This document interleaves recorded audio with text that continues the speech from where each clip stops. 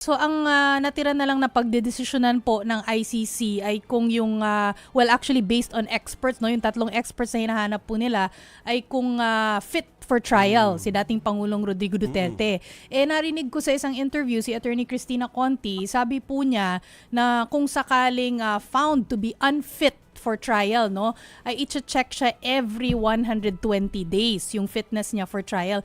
Every 120 days until when po ito, attorney? Well, obviously, I do not agree with my former student, no, si Attorney Conti, no.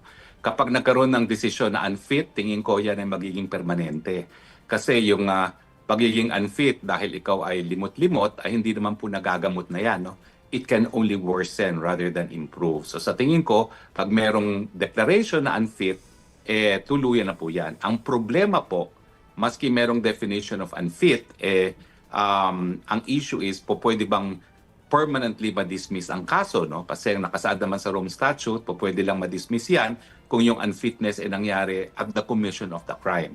Pero sa tingin ko, wala pong balakid para magkaroon ng outright dismissal dahil nakasaad din sa Rome Statute na pwede naman sila magdesisyon consistent with human rights law and in the interest of justice. Siyempre, kung unfit to stand trial, bakit mo palilitisin? Dapat ma-dismiss na permanently ang kaso. Grabe na po ang delay dito sa process na ito, attorney, no? And probably taking its toll on dating Pangulong Rodrigo Duterte. Kayo po ba, sa tingin po ninyo, ay baka mas okay na lang na just get on with it na lang? Total, si dating Pangulo sabi niya, talaga namang haharapin niya ito Well, ang aking concern po dyan, napakatagal po talaga na paglilitis dito sa ICC. Umaabot po yan ng 10 taon. 80 anyos na po si Tatay Digong.